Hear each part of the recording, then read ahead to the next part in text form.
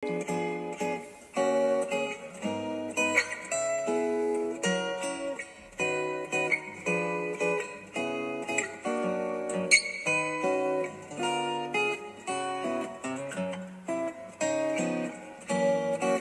Leute, willkommen zurück auf meinem Kanal.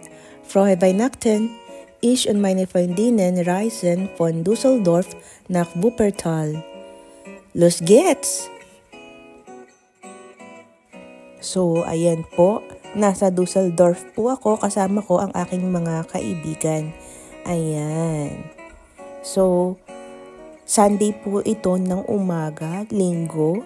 Sarado po ang mga mall, sarado ang mga tindahan, malinis ang kalsada. Ayan po. So, habang naglalakad-lakad po kami ng linggo at namamasyal sa Düsseldorf, ayan po, nag-decide po kami na pumunta ng Wuppertal.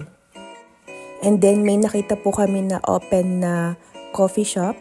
Ayan po, so nag-decide po kami na mag-breakfast muna. Feel at home. Ayan po, breakfast sa umaga. Mahirap na gutom habang namamasyal. Ayan po, kain po tayo. Diba, dapat may laman ang tiyan bago gumala. Ayan po, guten appetit. Ang pangalan po pala ng coffee shop ay Coffee Fellows.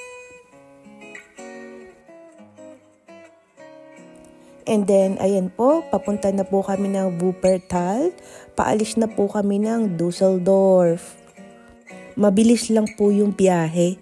Mga nasa 25 to 30 minutes po ang biyahe namin. Nakasakay po kami ng train. At ang pakay po namin sa Wuppertal ay ang kanilang Schwebebahn. Ayan po, ang kanilang suspension railway. O diba, bongga? Sasakay po kami dyan mamaya. Pero lilibot po muna kami sa Wuppertal. Ayan po, o diba? May open din pala na Christmas market sa umaga. Ayan po, marami din palang tao. Sunday po yan, so kahit papano may nag-open pa rin po na maliliit na tindahan. O diba? Merry Christmas! And then, nagutom na naman po kami, so kakain po muna kami bago kami sasakay ng Schwebebahn. Guten appetit! Mahlzeit! Kain po tayo! The suspension monorail, Wuppertal's landmark, travels 13 kilometers through the city. The network runs mainly above the city's river, Wupper.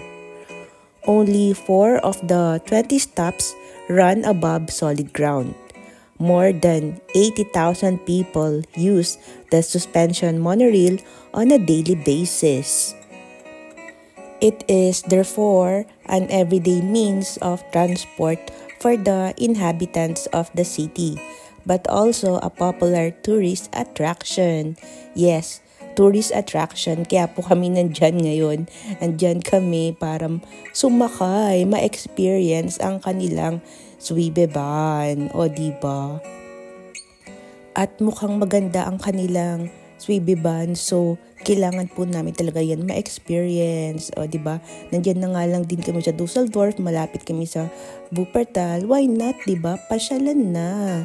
Idagdag nyo na lang po yan sa inyong itinerary pag kayo naman po ay mamamasyal. Ayan, sakay po tayo. Hindi po pala libre ang sakay sa kanilang Schwebebahn.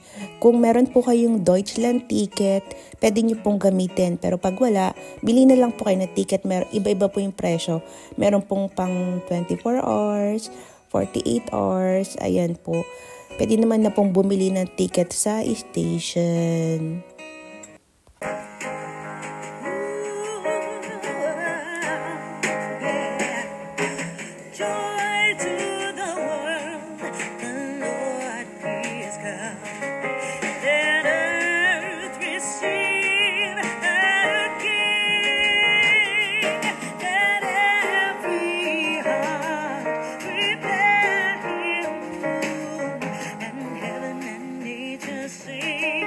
And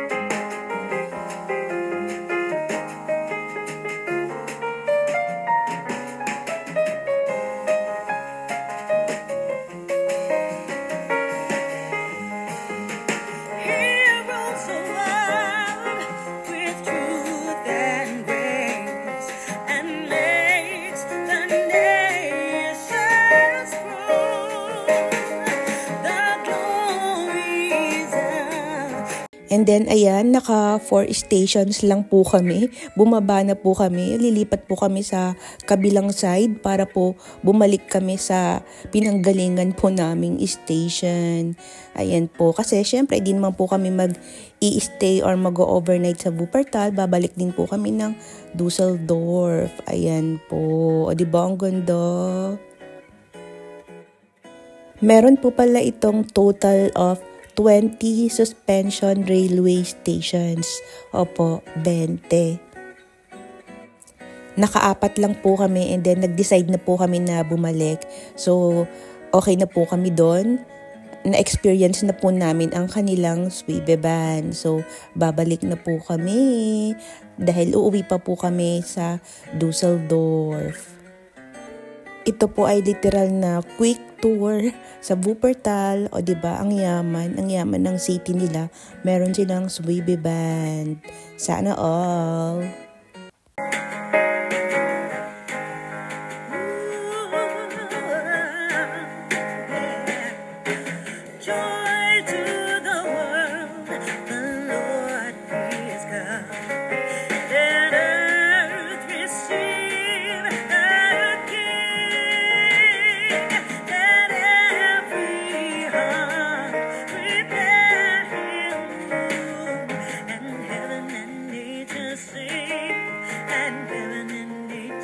Merry Christmas!